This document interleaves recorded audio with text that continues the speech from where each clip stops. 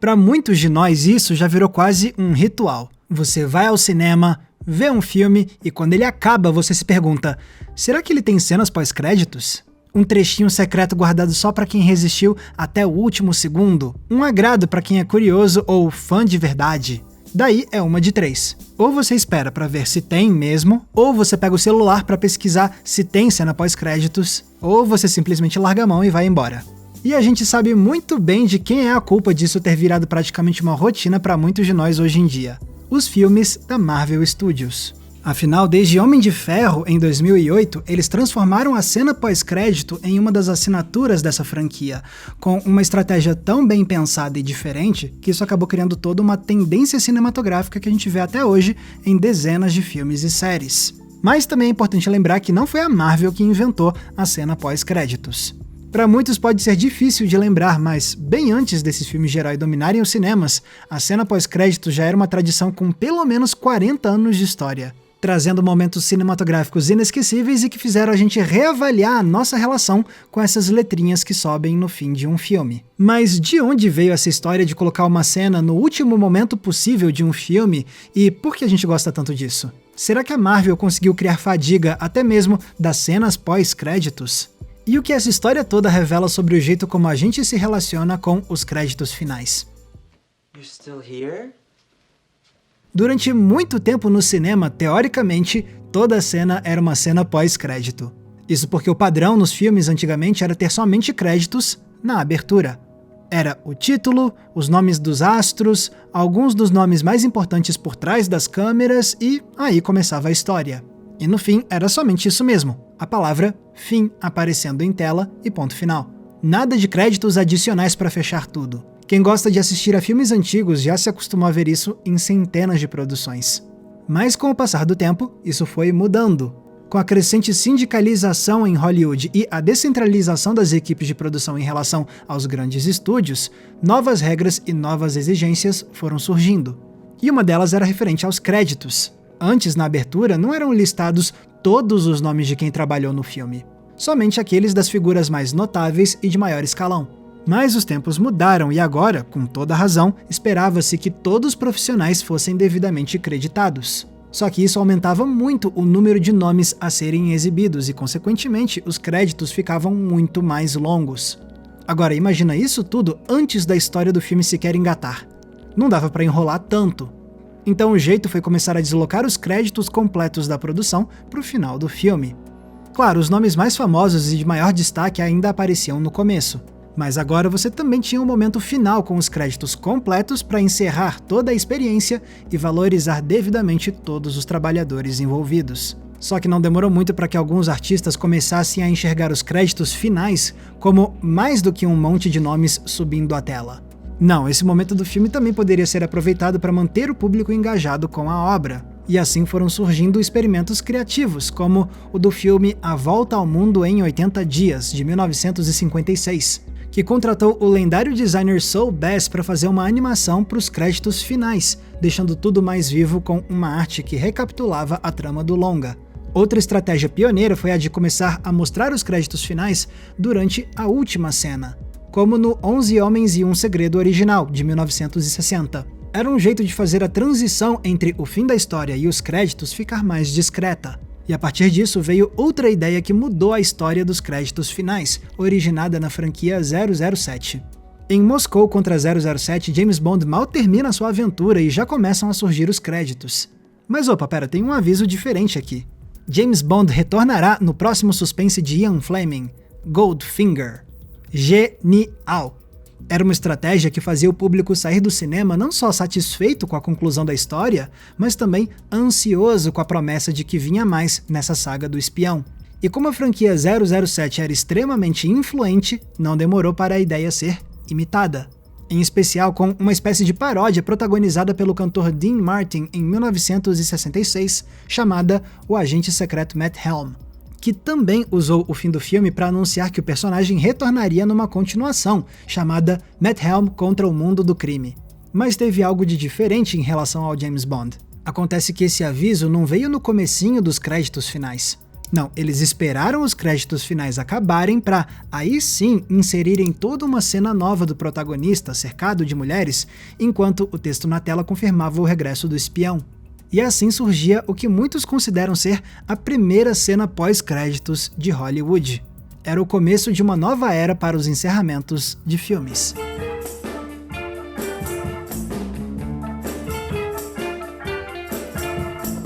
Não à toa, somente 2 anos depois, surgiram mais exemplos disso no cinema independente. Um deles foi o histórico A Noite dos Mortos-Vivos, de George A. Romero. Esse filme, que inventou o zumbi moderno, usou tanto a estratégia de misturar os créditos finais com as últimas imagens da história, quanto a estratégia de mostrar uma cena após o fim dos créditos, com uma fogueira incinerando os corpos encontrados no desfecho. Era uma despedida que lembrava ao público o quão horrendos foram os eventos do longa que eles tinham acabado de assistir. E outro experimento dessa natureza veio no mesmo ano com As Diabólicas sobre Rodas, um título de exploitation de Herschel Gordon Lewis sobre uma gangue de motoqueiras. O diretor esperou os créditos finais acabarem para trazer um epílogo mostrando para onde foram as protagonistas. Mas elas faziam isso de um jeito curioso, quebrando a quarta parede para falar diretamente com o público. Mais do que uma despedida, era um agrado para aqueles que esperaram até o último momento poderem se divertir com uma brincadeira metalinguística. Isso, por sua vez, abriu as portas para que outro filme na década seguinte fizesse o mesmo, só que tendo muito mais repercussão. Muppets, o filme, de 1979. Porque quando você acha que tá vendo um desfecho todo bonitinho, a imersão é quebrada para mostrar os Muppets assistindo ao próprio filme enquanto rolam os créditos. E quando eles terminam, vem o animal para mandar um recado ao público que ainda estava no cinema olhando para eles. Go home! Go home! E como o filme dos Muppets foi um enorme sucesso, essa foi a primeira vez que muitos espectadores se depararam com esse tipo de cena pós-crédito. E uma que ainda fazia piada com o público diretamente, então, putz, nem se fala. O resultado foi que nos anos seguintes, com a década de 80, mais e mais produções entraram na onda dos Muppets, criando assim a primeira febre das cenas pós-créditos, que resultou em experimentos diversos ao longo dos anos 80, 90 e 2000. Por exemplo, alguns também quiseram fazer aquela quebra da quarta parede, como o famoso exemplo de Curtindo a Vida Adoidado, em que o Ferris aparece depois dos créditos, mandando o pessoal ir embora, igualzinho ao animal dos Muppets. Go home. Outro jeito de brincar com a metalinguagem era comentar sobre os créditos em si, como fez Gremlins 2 A Nova Geração, que inseriu o Patolino para ficar falando coisas do tipo "Nossa, como são demorados esses créditos, né?". Porém, metapiadas não eram a única brincadeira. Uma alternativa que ficou muito popular foi a de trazer uma cena pós-créditos para mostrar que fim teve um personagem secundário que tinha ficado lá atrás na história. Foi assim com o cliente analisando os pôsteres em Antes Só do que Mal Acompanhado, que continuou fazendo isso depois dos créditos. Ou então com os primos Koopa do infame live action de Super Mario, que surgem numa cena pós-créditos avaliando a proposta de executivos japoneses que querem criar um videogame inspirado nos dois. Mas talvez um dos exemplos mais famosos seja o de Apertem os cintos, o piloto sumiu. Nele, a gente tinha visto um homem entrar num táxi só para ser largado lá dentro.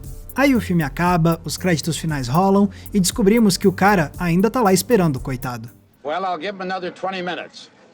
Outra forma de fazer os créditos finais serem divertidos era não trazer uma cena propriamente dita, mas sim erros de gravação. Assim como a quebra da quarta parede, isso era um jeito de desmanchar a ilusão da narrativa, mas criando um senso de intimidade, como se nós do público estivéssemos ganhando acesso privilegiado aos bastidores. Sem contar como isso ajuda a aumentar a mística em torno da criação cinematográfica. Ninguém entendeu isso melhor do que o Jackie Chan, que mostrava os erros de gravação das cenas de luta. Além de fazer o fim ser divertido, essa era também uma forma de autopromoção desse astro, para revelar que era ele mesmo que fazia suas próprias cenas perigosas, sem dublês. Foram imagens como essas que ajudaram a moldar a figura do Jackie Chan como um artista marcial lendário, disposto a se quebrar todinho em nome da arte do cinema e do nosso entretenimento. Mas até isso pode virar motivo de piada e de paródia. Basta lembrar de como a Pixar começou a rechear os créditos finais de alguns de seus filmes com erros de gravação falsos, como se os personagens animados fossem atores mesmo, que erram ou esquecem as suas falas. Era uma subversão da tendência que só fazia esses animais e bonecos parecerem ainda mais vivos.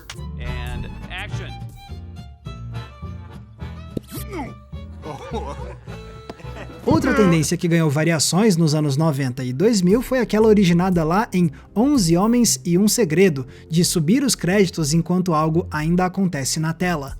Em O Silêncio dos Inocentes, isso acontece logo após a revelação de que o Hannibal localizou a sua próxima vítima e começou a persegui-la. E com essa câmera que vai se afastando enquanto passam os créditos, o longa traduz pra gente o desespero de saber que aquele assassino está assim, à solta no mundo e impossível de ser reconhecido no meio da multidão. Já nos anos 2000, Richard Linklater decidiu usar os créditos finais de Escola do Rock para trazer uma espécie de bis da recém-formada banda dos alunos, com direito a mais música e a improvisos de Jack Black. O que exemplos como esses demonstram então é que dava para aproveitar a longa duração dos créditos finais para estender ainda mais a despedida dos personagens e prolongar a vivência do público com eles.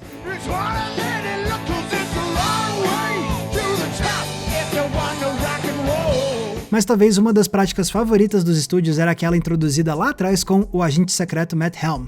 Criar uma cena pós-créditos para preparar o terreno para uma continuação, geralmente com uma revelação que deixava brecha para dar prosseguimento à saga. Foi assim com o terceiro Piratas do Caribe, mostrando o retorno de Will. Ou então com X-Men, o confronto final, que revelou que o Professor Xavier, na verdade, ainda estava vivo, ao contrário do que pensávamos. E, de fato, essas franquias retornaram depois dessas cenas pós-créditos, cumprindo a promessa. Já outras produções não tiveram a mesma sorte. Foi o caso de O Enigma da Pirâmide, que trouxe uma versão mais jovem de Sherlock Holmes. Depois que acabam os créditos, temos uma cena de um homem misterioso chegando num hotel e fazendo check-in com o nome de Moriarty, dando a entender que o vilão clássico de Sherlock apareceria numa continuação. Só que essa parte 2 nunca foi feita. O mesmo vale para Mestres do Universo, o filme do He-Man que trouxe uma cena pós-créditos do vilão Esqueleto, prometendo que esse não era o fim dele. Spoiler, era assim. Mas tem vezes em que a continuação tá mais do que garantida. E aí, em vez de fazer uma cena pós-créditos para anunciar isso, por que não fazer que nem as irmãs Wachowski e simplesmente meter o trailer do próximo filme? Foi o que elas fizeram com Matrix Reloaded. Quando acabavam os créditos, surgia em tela o trailer completo do capítulo seguinte, Matrix Revolutions, demonstrando que o filme não só estava confirmado, mas também totalmente filmado. Uma inovação que até hoje foi pouquíssimas vezes replicada. Mas foi só no fim dos anos 2000 que começou a fase de maior popularidade das cenas pós-créditos. Porque em 2008 estreou Homem de Ferro, que encerrou com uma aparição surpresa de Nick Fury mencionando a iniciativa Vingadores. Era uma promessa empolgante e que foi cumprida nos anos seguintes, com novos heróis da Marvel ganhando seus filmes interconectados para depois se juntarem em Os Vingadores. Significa que aquela aparição de Nick Fury foi outra inovação na história das cenas pós-créditos. Agora, eles não estavam somente anunciando uma continuação. Eles estavam anunciando todo um universo compartilhado de filmes. E em cada nova produção da Marvel Studios, lá estavam as cenas pós-créditos. Fosse para fazer piadinhas com referências que só os fãs mais dedicados reconheceriam, ou para dar pistas do que estava por vir na franquia. Em pouquíssimo tempo, as cenas pós-créditos viraram uma das exigências obrigatórias para todos os títulos do MCU. E, de acordo com o chefão da Marvel Studios, o Kevin Feige, a principal inspiração para essas cenas pós-créditos foi curtindo a vida adoidado. Segundo Feige, a sensação de ver o Ferris mandando todo mundo ir embora foi uma verdadeira recompensa por ele ter ficado na sala até o fim. E ele quis replicar o sentimento com os filmes da Marvel, fazendo esses momentos serem como troféus para premiar os fãs que não saíram da sala na primeira oportunidade. Pois bem, o teste deu certo. Porque as cenas pós-créditos da Marvel causavam enorme burburinho entre os fãs e entre a mídia, que aproveitava a onda para publicar artigos explicando esses momentos para quem não pegou as referências e especulando o que viria a seguir. E a moda pegou, com outros estúdios apostando no estilo Marvel de cenas pós-créditos, fosse com filmes blockbuster ou até mesmo com séries de TV, incentivando os fãs a teorizarem na internet e expandindo os seus próprios universos cinematográficos com continuações ou derivados. O que nos trouxe a este momento de hoje, em que essas cenas continuam dominando a nossa atenção e fazendo a gente se perguntar: será que esse filme vai ter cena pós-créditos? Quase como se agora todo blockbuster precisasse ter uma cena dessas. Não à toa, muita gente não tem mais tanta paciência para essa história, acusando a Marvel de não só ter saturado o cinema com filmes de super-herói, mas também criando uma fadiga até mesmo das cenas pós-créditos, o que é uma crítica compreensível. Afinal, quantas vezes a gente não ficou vários minutos esperando no cinema para depois ver um trechinho tão sem graça que a gente saía da sala perguntando: é só isso? E quantas dessas cenas não fizeram promessas super empolgantes para o futuro, mas depois não deram em absolutamente nada?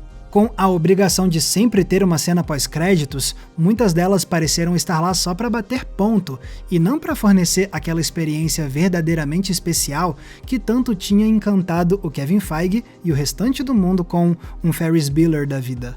Porque foi isso que fez as cenas pós-créditos conquistarem a gente para começo de conversa: o elemento surpresa. Elas subvertiam as nossas expectativas, mostrando que o filme não tinha acabado quando a gente achava que tinha acabado. E durante décadas essa foi uma tradição que se repetiu o suficiente para se manter viva, mas não o bastante a ponto de se tornar trivial. Quando você via uma cena pós-créditos, você realmente sentia que estava tendo uma experiência privilegiada. Mas depois do modelo Marvel, as cenas pós-créditos passaram a ser usadas quase como um pré-requisito por muitas produções. E aquilo que começou como um diferencial da Marvel acabou se transformando na indústria em um hábito automático para cumprir tabela. Junte isso a exemplos pouco inspirados que fazem a gente questionar se valeu mesmo a pena ficar na sala esperando para ver aquilo, e pronto! Você tem o cenário atual em que muito do brilho dessa tradição antiga parece ter se perdido. Tendo dito isso, eu não acho que as cenas pós-créditos perderam totalmente a graça. Algumas ainda conseguem empolgar com surpresas genuínas. Sem contar que, para quem gosta de filmes de outras décadas, é quase sempre divertido descobrir que aquele título mais antigo tem uma cena pós-créditos, numa época em que isso ainda não era algo tão predominante.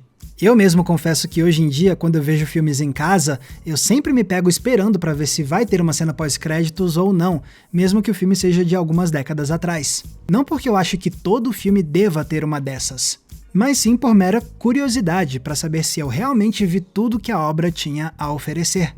Se de fato tiver uma dessas ali no final, bacana. Mas se não tiver, tudo bem, vida que segue. Até porque créditos finais não precisam de cenas assim para me interessar. Vale lembrar que esse momento é muito mais do que um espaço do filme para distrair a gente com algo chamativo. Para quem realmente quer se aprofundar mais em cinema, quem tem sede por aprender sobre essa arte, os créditos finais comuns podem ser fascinantes por si só.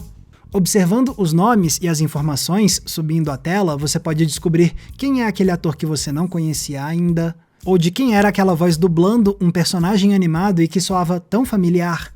Você pode descobrir que aquele diretor que você adora se envolveu como um produtor nesse outro título aqui, ou então ver conexões inesperadas.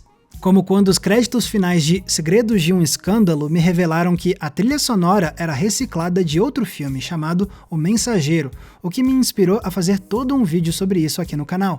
E sem contar quando os créditos finais me apresentaram a outros tipos de artistas. O melhor exemplo que eu tenho disso são os créditos finais de 2 filmes de Hayao Miyazaki, O Serviço de Entregas da Kiki e Vidas ao Vento.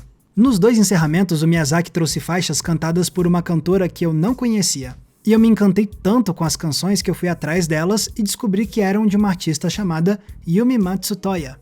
A partir daí, eu fui atrás da discografia dela e hoje a Yumi Matsutoya é uma das minhas cantoras favoritas.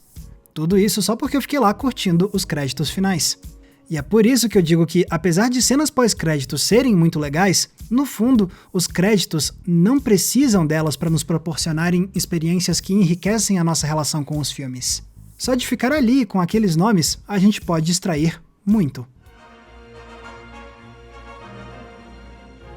Toda essa longa e rica história comprova então que teve motivo para cenas pós-créditos virarem uma tradição tão popular do cinema. Elas podem prolongar a nossa experiência com os filmes, fazer a gente rir, criar antecipação para a vinda de mais produções. Sim, pode ser que hoje elas não pareçam mais aquela joia rara das décadas passadas. E sempre vão existir bons e maus exemplos da prática. Mas enquanto algumas delas continuarem trazendo aquele senso de descoberta e de recompensa cinematográfica, as cenas pós-créditos ainda vão ter fãs entre os cinéfilos. mostrando que às vezes vale sim a pena apreciar os nomes subindo e dedicar a nossa atenção ao filme até o último segundo possível. Galera, muito obrigado por terem conferido o episódio de hoje e muito obrigado ao apoiador do Entre Planos do Apoia-se, o Gabriel Verbena, por ter me feito uma pergunta numa live sobre créditos finais e daí surgiu a inspiração para esse vídeo. Então, valeu, Gabriel, esse vídeo aqui não existiria se não fosse por você. E se você quiser, você também pode fazer parte dessa comunidade de apoiadores e ganhar acesso a conteúdos e eventos especiais que eu preparo para esse pessoal. Tem recomendação de filme toda semana no inbox do seu e-mail, grupo fechado, lives exclusivas para a gente trocar uma ideia e também o nosso Cineclube Entre Planos para a gente debater um filme por mês juntos via videoconferência. Para ter acesso a isso tudo é só clicar no link que está aqui embaixo na descrição. Lembrando também que se quiserem me acompanhar nas redes sociais é muito fácil, basta me procurarem usando os nomes que estão aparecendo aqui embaixo de mim. Mais uma vez, muito obrigado pela audiência, um abraço e até a próxima sessão.